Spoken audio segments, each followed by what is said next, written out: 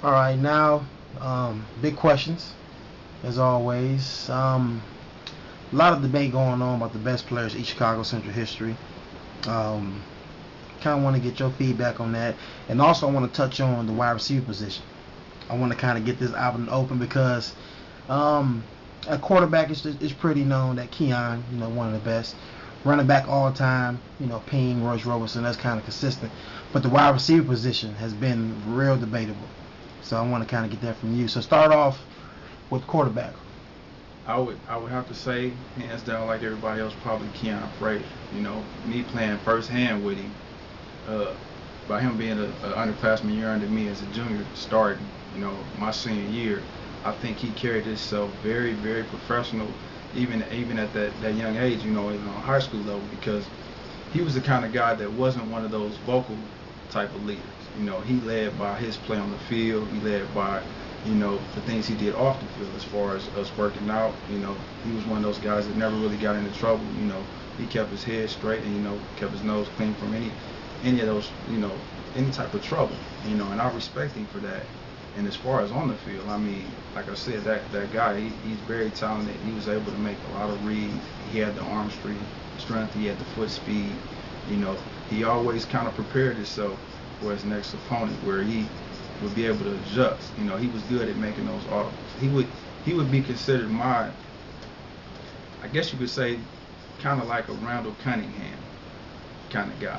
But he had a Peyton Manning mentality when it came to directing his cast, because like I said earlier, Coach Richards, he wanted us to always have fun. So he would just kind of throw us out there with a formation. Say, all right, this is our formation we're going with. Keon, you call the routes. Or he'll give us the go ahead to call the route. So it was almost like playground, but it was organized, where we always knew what everybody was doing. And Keon he was good at distributing the ball to everybody. Running back.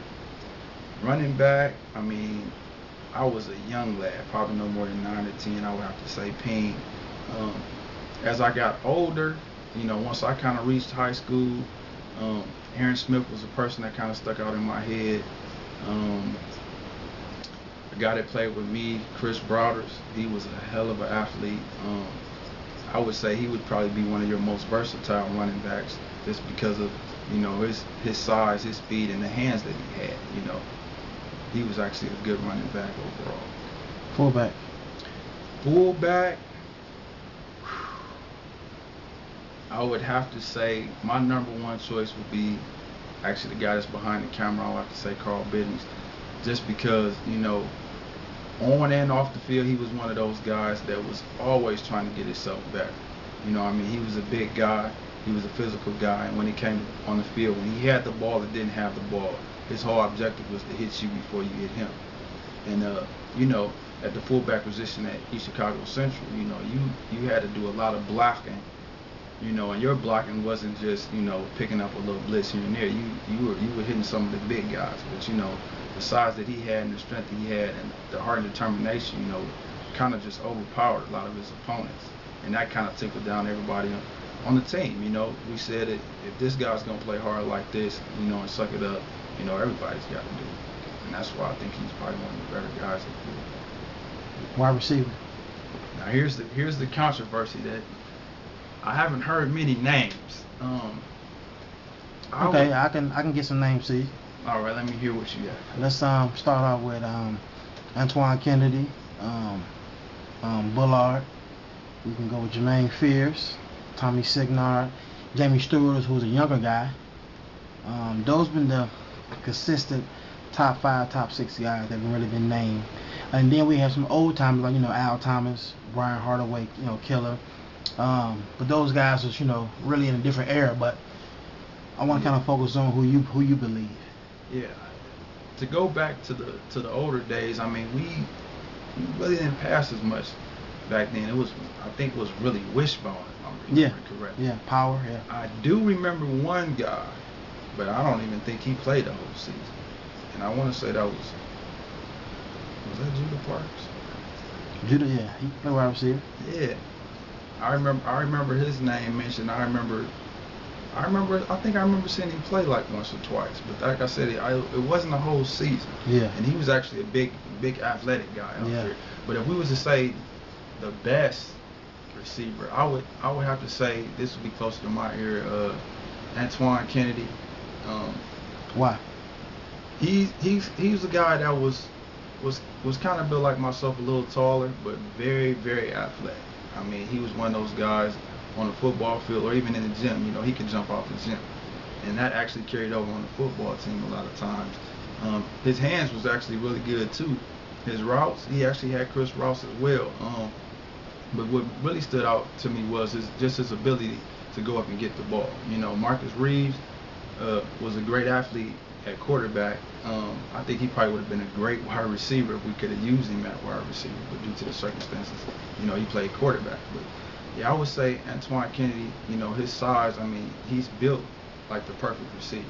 You know, his work ethic in the weight room, you know, was something that I looked at and I started to cater myself after, because, you know, he actually took pride in those weights. You know, and for most skinny guys, you know, it's harder for us to put on that muscle than anybody else. But he actually took pride in, you know, in the gym and putting that extra work in. And I know he suffered a couple injuries through his career, but you know, he was able to overcome those injuries. And I would say he was probably one of the top ones. And I have to mention Tommy Signal. You know, that guy was a junior when I was a senior, and he excelled a lot faster than I would have ever thought in football. You know, he was more so like me, starting out as a baseball kind of guy. You know, he loved baseball, but he was a tremendous athlete on the football field.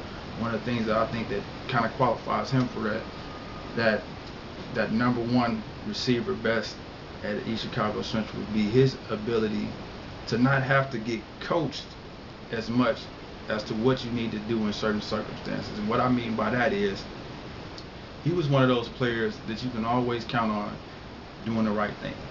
You know, if he did make a mistake, he would actually come to coach and say, "Coach, this is what I did. I don't think this was the right decision I made." If it was a certain read or something like that, as far as how our opponent was covering us on defense. But 9 times out of 10, he was the type of person that would always make sure everybody else knew what routes they was running, you know, knew what position they were supposed to be in. And just on the field overall, you know, as a junior, I know my senior year we had a bad game against Ben Davis, and he was the only player, skill player, that actually had a great game. And I think he probably had over 100 yards catching that game as a junior. Okay, so you got Antoine Kennedy, Tommy Signars, 1A, 1B. I would say 1A, 1B. If I had to throw a third one out there, I could throw myself in the mix, but I won't. I would actually say... Why not? Why? Mainly because I wasn't a touchdown kind of guy. So if you was to say, you know, best overall, you know, you would go with the stats they're putting up as far as points and stuff like that. I was more so a possession receiver. Like I said, I was big on third down and, you know, some type of short yardage across the middle. I didn't mind going over the middle. I actually caught most of my passes over the middle. But I would have to say Antoine Bullard, because he was like the Joker. You know, you got that Joker, if you playing spades, you know that's going to trump everything. But the thing about that Joker is you can't always hold it to the end, because that's only going to get you one. Yeah. And that's something that, you know, that guy possessed. You know, he was tremendously fast, really athletic.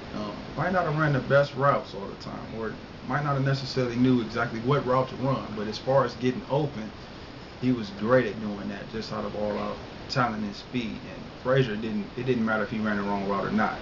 Frazier would just adjust to whatever he did. So I think Keon probably made him look even better on that aspect, but I would have to give him the C spot.